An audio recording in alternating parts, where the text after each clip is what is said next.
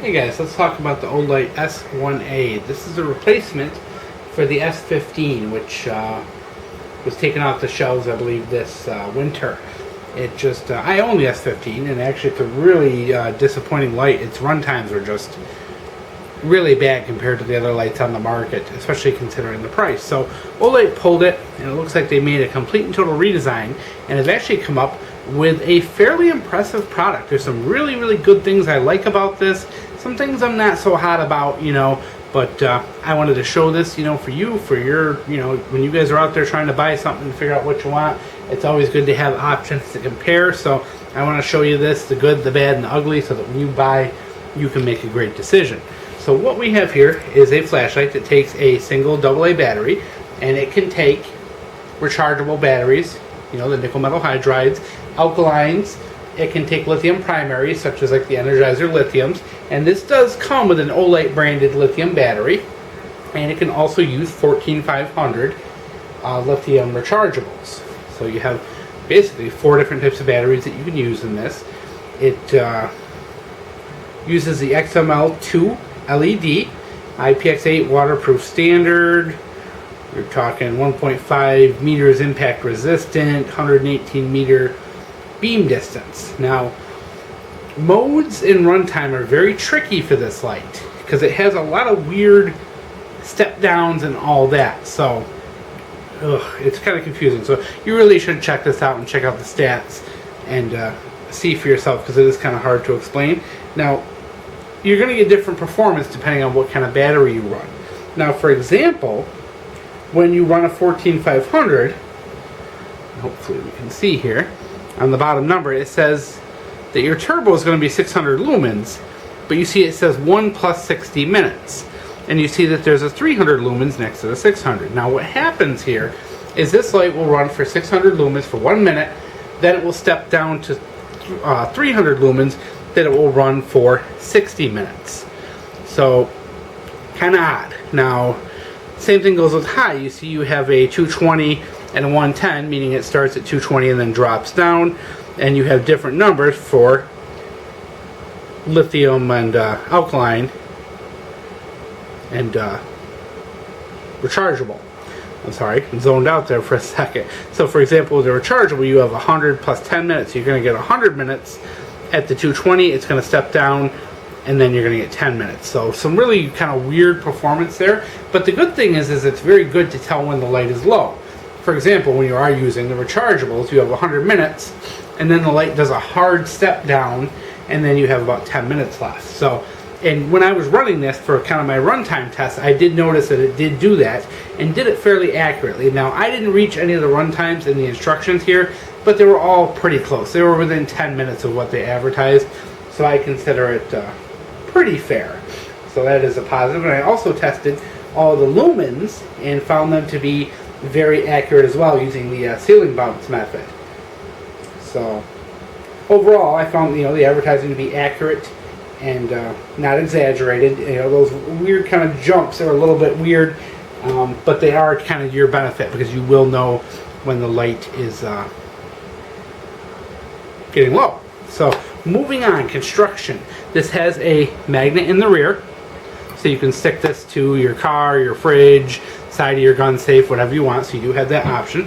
It has the very typical Olight deep carry pocket clip, which is one of the better pocket clips on the market.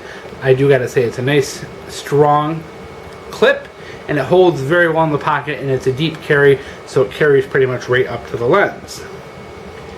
Side switch is blue, and it does not protrude at all, but it's also very difficult to find. If you're feeling around in the dark, it's very easy to have trouble finding this. I know a lot of people say is keep the clip 180 from the switch, and then you'll always be able to find it, just by holding that clip, and then you'll know exactly where to go. So that is one tip people have mentioned. TIR lens. So they have changed. The original had, I forgot what the S15 had, but it just had a normal reflector lens setup. This is a TIR lens. This spreads out the beam and gives it a really nice diffuse beam. So this is a really good flashlight for close up, not such a good flashlight for far away. The rest of everything, you do have a lanyard hole in the back here, good knurling for grip, and you do have these little anti-roll flats, which it's not really going to roll much anyway because of the pocket clip, but if you were to take that off, you do have those flats that will help keep it from rolling. So overall, built very well, but the biggest, like I said, improvement is in the run times over the S15. The S15 run times were just abysmal. Now, user interface is exactly the same. You're pretty much going to click to turn it on. You're going to hold to go cycle through your low, medium, high, and click again turns it off. From the off position, holding it will give you your Firefly mode, which is a very low, less than 1 lumen mode. From off, a triple push will give you strobe, and then a double from the off will bring you automatically to turbo mode. So there is lots of options. You can quick access your high, your Firefly, and your strobe, which I do like in that interface. Some people love the Olight interface, some people hate it. I do like it, but I feel it is something you do have to get used to. You kind of got to carry these for a while to get used to them, because especially if you're going to pull this out like an emergency situation and kind of get to that strobe, you really got to be quick on it. So, you know, it does, you know, it's a tough light if you're going to switch it up with other user interfaces, but if this is what you're sticking with on a daily basis, once you get used to it, it is very easy to use. So wanted to point that out. It will tail stand, of course. The head is glued. It looks like the bezel is glued as well, so if you're interested in ripping this thing apart to see what makes it tick, probably not going to happen with this light.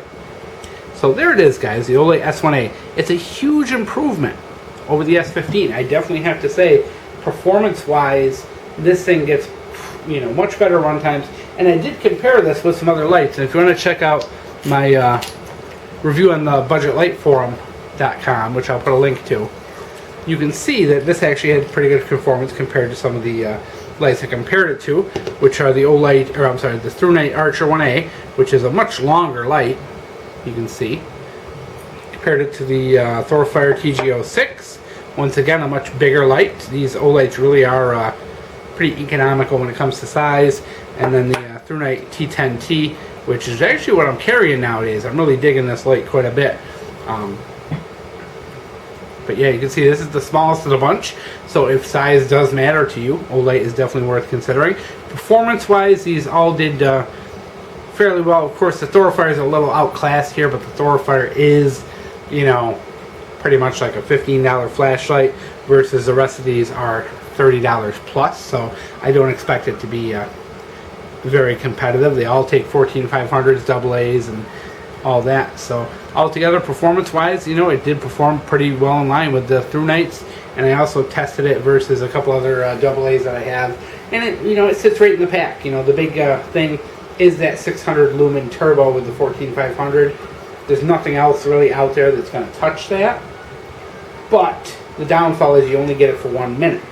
And the thing that kind of stinks is, too, and one of the things I do not like, is I thought, oh, you could run it for a minute and then turn it back on and get another minute out of it. Pretty much once you run that minute of 600, the light's pretty much done at that point, and you're not going to be able to get it to kick back on to 600 unless you let that battery rest a while and build that charge back up.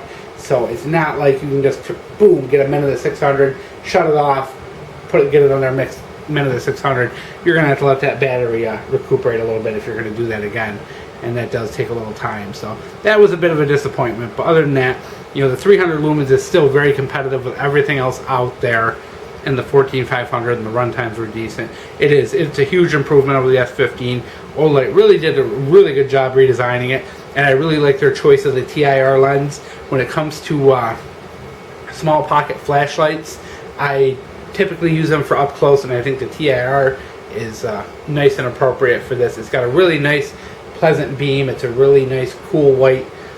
You know, no hints of blue or green or anything in there as well. It's a really pleasant beam. This is a light I would definitely be very, you know, secure in using in the car, you know, maybe reading at night, that kind of thing. It's pretty pleasant to look at. Not all lights are like that. Some lights have a very harsh beam, and they just can make it very difficult to read. They wash things out and all that. So there you go, the S1A, huge improvement over the S15. You know, Olights are not for everybody. Some people really hate that interface.